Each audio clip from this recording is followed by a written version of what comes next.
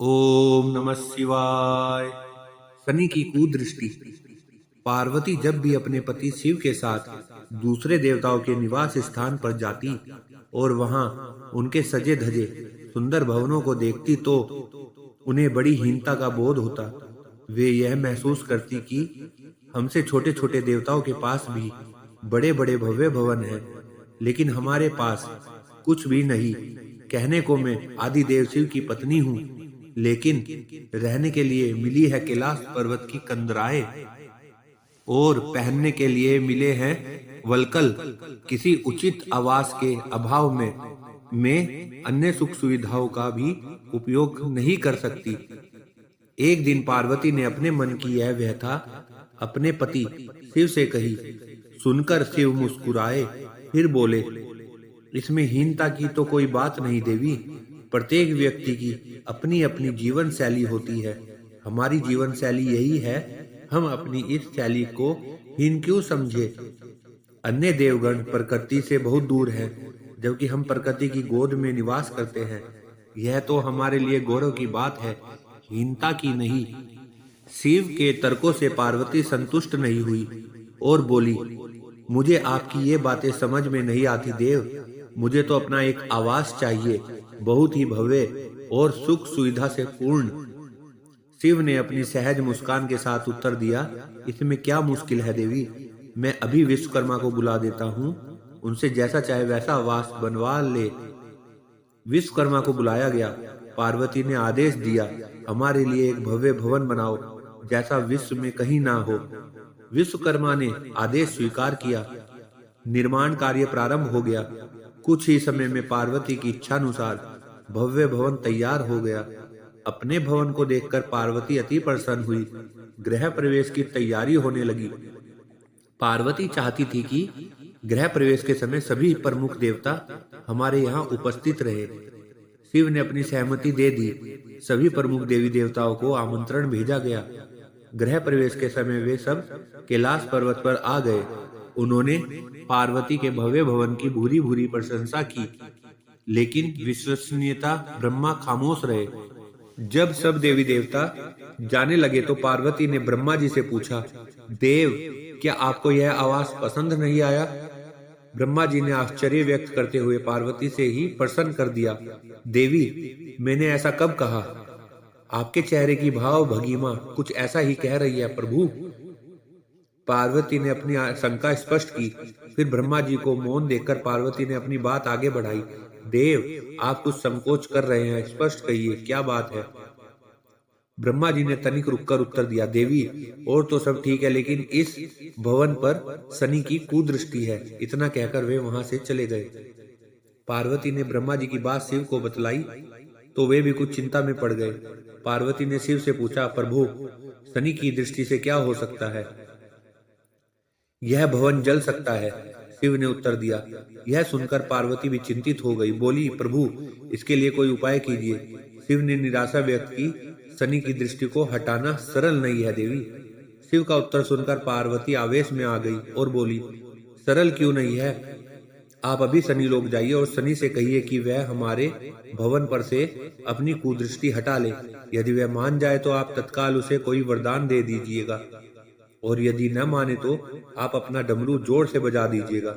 मैं स्वयं अपने भवन को आग लगा दूंगी। यदि भवन को जलना ही है तो यह मेरे हाथों से जलेगा, शनि की कुदृष्टि से नहीं। इसके बाद मैं शनि को शाप दूंगी। पार्वती की इच्छा अनुसार शिव शनि लोग गए। वहां शनि देव ने उनकी अभ्यर्थना की और आदर के साथ आसन पर बैठाया। आसन ग्रहण करने के बाद शिव ने अपने आने का प्रयोजन बताया। देवी पार्वती ने जो भवन बनवाया है उस पर तुम्हारी कुदृष्टि है, अतः वे चाहती है कि तुम उधर से अपनी कुदृष्टि हटा लो।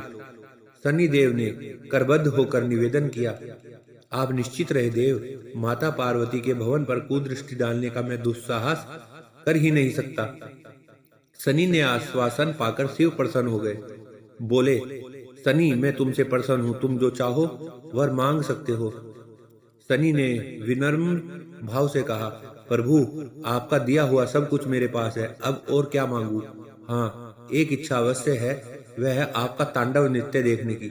बहुत दिन हो गए उसे देखे हुए। अपना नित्य दिखला सके तो कृपा होगी। शनि का यह अनुरोध शिव को अच्छा लगा। उन्होंने तत्काल अपना डमरू उठा लिया और लगे नित्य करने। भोले भंडारी यह भी भूल गए कि पार्वती ने डमरू की आवाज सुनकर अपने नवनिर्मित भवन को जला देने की बात कही थी। बस डमरू बजा बजा कर वे नित्य करते रहे। उधर पार्वती ने जब कैलाश पर डमरू की ध्वनि सुनी तो उन्होंने सोचा कि शनि ने अपनी कुदृष्टि हटाना अस्वीकार कर दिया है।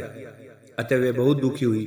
उन्हें लगा कि यदि मैं तत्काल अपने नवनिर्मित आवास को आग लगा दूंगी तो वह शनि की कुदृष्टि से बच जाएगा। अतः उन्होंने स्वयं ही अपने भवन में आग लगा दी। वह धू धू करके जल उठा। भवन को जलता देख पार्वती का शनि पर क्रोध धीरे धीरे बढ़ने लगा। अब वे उसे शाप देने के लिए तैयार हो गई, लेकिन उसी समय भगवान शिव वहां पहुंच गए। उन्होंने वहां भवन को जलते देखा तो वे आश्चर्यचकित रह गए। उनकी समझ में ही नहीं आया कि यह कैसे हो गया। फिर अचानक उन्हें सब कुछ स्मरण हो आया। अपनी भूल का उन्हें एहसास हुआ। उन्होंने पार्वती को सब कुछ सुनाया। सच्चाई जानकर पार्वती को भी अपनी जल्दबाजी पर दुख हुआ। अब शनि को शाप देने का कोई अर्थ नहीं था। प्रत्यक्ष उसका कोई अपराध नहीं था। फिर भी पार्वती और शिव को यह लग रहा था कि यह सब हुआ शनि की कुदृष्टि से ही, लेकिन स्थिति को देखते हुए वे उसे दोषी नहीं ठहरा सकते थे। ओम नमः शिवाय। शनि की दृष्टि से कोई नहीं बच सकता, चाहे वो दैत्य हो चाहे भगवान।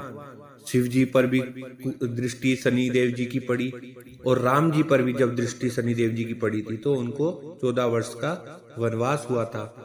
इसलिए मानव जाति को भी शनि की दृष्टि से कोई नहीं बचा सकता, लेकिन फिर भी शनि जी की दृष्टि से बचने के लिए कुछ उपाय किए जा सकते हैं जिससे उन पर उनका असर कम हो। क्योंकि दृष्टि पड़ेगी, उसका असर तो होगा ही, लेकिन अगर आप उसका उपाय करेंगे तो उसका असर कम होगा। शनि की दृष्टि से बचने के लिए शनि चालीसा का पाठ किया जाता है। शनि देव की कृपा पाने के लिए शनिवार के दिन शनि मंदिर जाकर पूजा की जाती है। शनि देव को न्यायाधीश, कर्मफल दाता और क्रूर ग्रह माना जाता है। शनि की दृष्टि से बचने के लिए ये उपाय भी किए जा सकते हैं। शनिवार के दिन शिवजी और हनुमान भगवान की पूजा करें। शनिवार के दिन सरसों के तेल का दीपक जलाएं। शनि देव की कृपा पाने के लिए दशरथ कृत शनि स्तोत्र का पाठ करें। शनि दोष निवारण के लिए ओम त्र्यंबकम यजामहे सुगंधिम पुष्टिवर्धनम मंत्र का जाप करें। शनि देव की कृपा पाने के लिए ओम सम शनिश्चराय नमः मंत्र का जाप करें।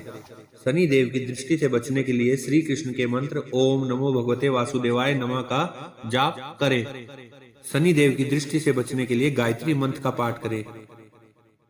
ज्योतिष शास्त्र के अनुसार जब भी शनि अपनी राशियों और अपनी उच्च राशियों पर दृष्टि डालते हैं तो शुभ फलों की प्राप्ति होती है। शनि की राशियां मकर और कुंभ है, वहीं उच्च राशि तुला है। इसके साथ ही शनि पर अगर गुरु की दृष्टि हो तो शनि का बुरा प्रभाव कम हो जाता है। ऐसे में इनका किसी भी भाव पर दृष्टि डालना ज्यादा बुरा नहीं होता। ओम नमः शिवाय। जय शनिदेव।